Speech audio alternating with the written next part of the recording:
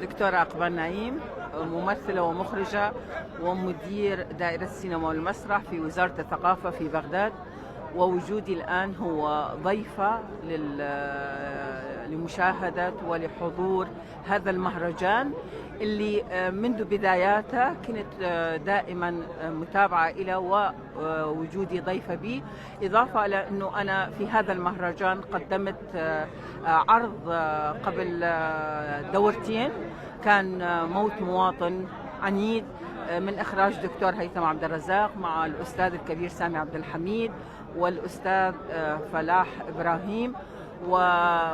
والعرض كان من عروض بغداد المتميزة والمهمة. أكيد مهرجان أربيل هو مهرجان لتلاقح الثقافات، سواء كانت ثقافات عالمية أو ثقافات عربية أو الثقافة العراقية، لأنه نحن كمسرحيين نحتاج فعلا أنه نرى بعضنا، نرى إنجازنا ونري العالم أيضا إنجازنا كعراقيين. فاليوم هذا المهرجان هو جامع لعروض مسرحية مهمة من بلاد عربية، إضافة إلى عروض من أربيل ومن بغداد تمثل العراق وتمثل إقليم كردستان، وهي نتاج حصيلة ثقافة وإنجاز واجتهاد المسرحيين العراقيين. دكتورة، لو نتحدث قبل أن نشاهد العروض، عناوين العروض ومشاركة المرأة في العروض المسرحية يبدو على نطاق واسع، كيف تقيمين هذه المشاركة وهذه الخطوة على صعيد المسرح العربي وعلى صعيد المسرح في إقليم كردستان؟ نعم، في هذه الدورة بالذات حتى تجدين أن هناك أكثر من عرض مونودرامي لبطلة نساء، وحتى العرض اللي مشارك في بغداد اللي هو مسرحية فلانة للمخرج حاتم عودة وتأليف هوشنيك.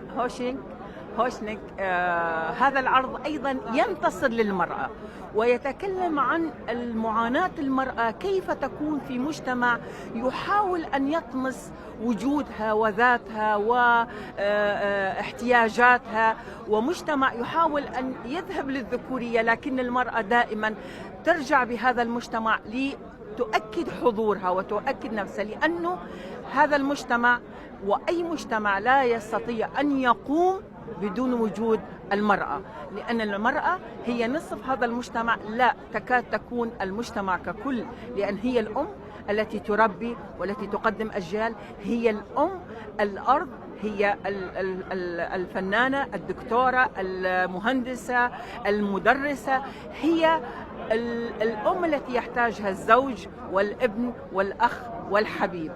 إذن هي المرأة بكل تجلياتها لابد أن تكون في هذا المهرجان. نعم، المرأة الفنانة موجودة وبقوة لتعلن عن حضورها ولتعلن عن حقوقها ولتعلن عن ما تبوح به خوالج نفسها في ضمن مجتمع يحاول أن يطمسها، ولكن هيهات.